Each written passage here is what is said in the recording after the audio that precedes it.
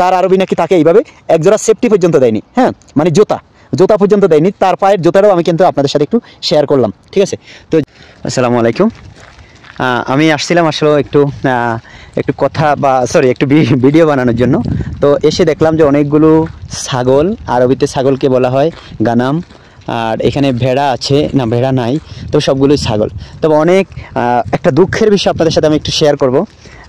এই যে আমাদের একজন সুইদানি একজন ভাই, আমি তাকে একটু দেখাচ্ছি। সুইদানি, হ্যাঁ ইয়া হাবিবি কেবল হাল কোয়েস ইনতে সাওয়া শোয়ে গিরগির ইনতে রাতিব কাম সাবামিয়া আমি বাংলাতে যদি বলি মানে 700 টাকা। আসলে একটা সৌদি আরবে যখন মানুষ প্রবাসে থাকে সেই ক্ষেত্রে 700 টাকা এক মাসে ভালো যারা সৌদিয়ান যাদের 2-3 হাজার টাকা 3 হাজার টাকা বেতনে চাকরি করে তাদের কিন্তু 700 রিয়াল মাসে খরচ হয়ে যায়, কিন্তু এর বেতন হচ্ছে অনলি 700 টাকা। আর সুইডানের যেই পরিস্থিতি, এই 700 টাকা দিয়ে সে সুইডানে এক সপ্তাহ চলতে পারবো না, কারণ সুইডানে সকল কিছুর দাম এতটা বাড়তি যে কখনোই সে এক ওয়াহিদ হুজবু মা ইমশি ইকদার সা ইকদার মা ইকদার কসম বিল্লাহ মা ইকদার ইনতে সুইডান আলহিন মাররা কুল্লু সামান গালি মা ইকদার ওয়াহিদ হুজবু ইমশি ইকদার लेकिन 700 هذا ما في فلوس هذا رو انت حقه مسنا كل يوم كله هذا سواق كله محدث كله হেল্পার ইজি هذا 3000 তো যাই হোক, দুঃখের বিষয়টা ওনার বেতনটা হচ্ছে মাত্র 700 রিয়াল। তো উনি যেই কাজটা করে হচ্ছে আমি একটু সেইটা আপনাদের সাথে, এই যে বিভিন্ন পাহাড়ে অর্থাৎ জঙ্গল বলতে পারি আমরা, পাহাড়ের জঙ্গলের ভিতরে গিয়ে এই ছাগল চড়ায়, ঠিক আছে। আর আরেকটা জিনিস আমি একটু যদি দেখাই, যাই হোক এই হচ্ছে বিষয়টা। কিন্তু এত অল্প বেতনে চাকরি করে তবে সৌদি আরবে চলাটা ইহ ভুবনেও সম্ভব না, প্রয়োজনে না খেয়ে চলে যাব, কিন্তু তারপরে এত অল্প বেতনে চাকরি করব না।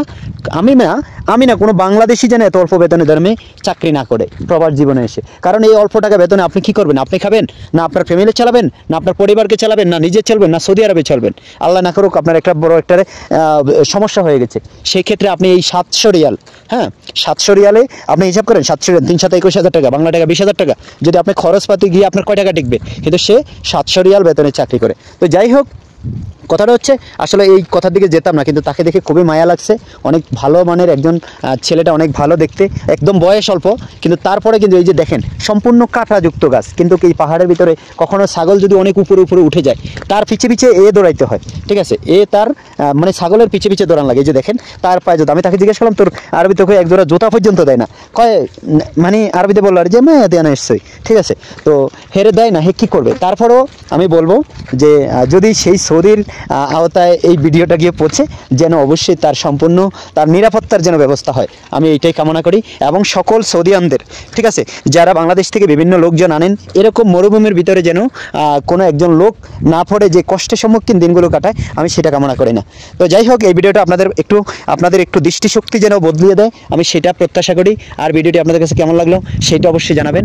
ভালো লাগলে অবশ্যই লাইক, কমেন্ট, শেয়ার টাইমলাইনে রেখে দিবেন, বন্ধুদের শেয়ার করে দিবেন। দেখেন কতগুলো ছাগল, এখানে প্রায় 30টা আদা কাম হাব্বা সাদিক ইয়া সাদিক 20 হাব্বা 20, ঠিক আছে, মানে 20টা ছাগল আছে, আরই মানে আরবিতে বলে 20 হাব্বা, ঠিক আছে, 20টা ছাগল। তো যাই হোক, কেমন লাগলো অবশ্যই কমেন্ট করে জানাবেন। ধন্যবাদ জানিয়ে আজকের মতো এই ভিডিওটি শেষ করলাম। আল্লাহ হাফেজ, আসসালামু আলাইকুম।